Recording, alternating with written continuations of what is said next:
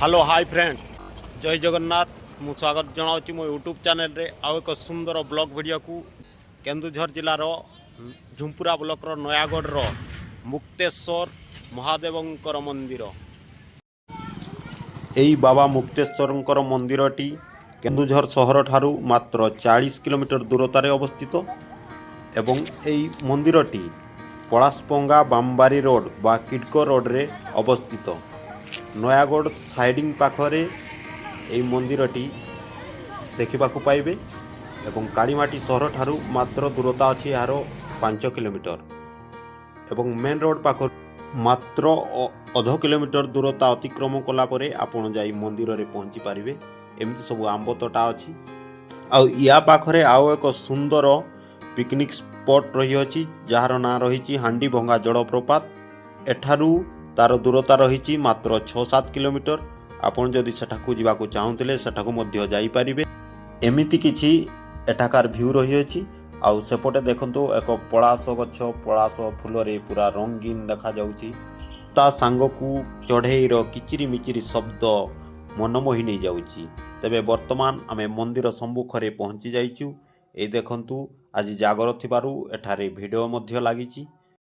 तेबे जेउ दर्शक बंधु माने भिडियोटी को देखुचंती दया करी गोटिए लाइक करंतु एवं एमिति नुआ नुआ भिडियो देखिबा पई चैनल टी को सब्सक्राइब करंतु एवं कमेंट करने को जमारू भूलंतुनी। वर्तमान मु मंदिर बेढ़ा मध्य प्रवेश कर सारी आउ ए मंदिर बेढ़ा मध्य एक छोट झरणाटीए कुड़ू कुड़ू नादरे बही जाउछि। आपण देखि पारुथुबे जणे महिषी महिला सेठारे पाद धौचंती एवं आमे मध्य सेठारे पाद धोई मंदिर दर्शन करिबा।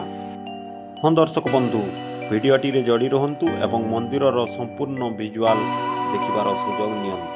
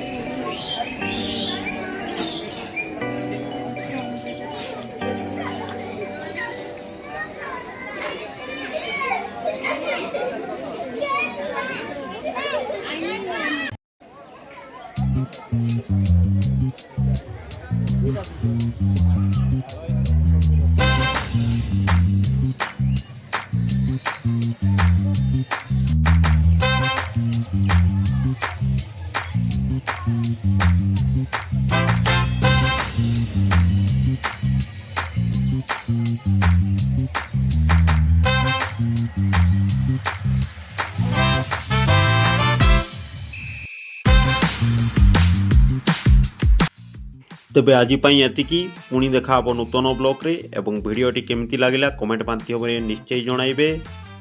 Good bye.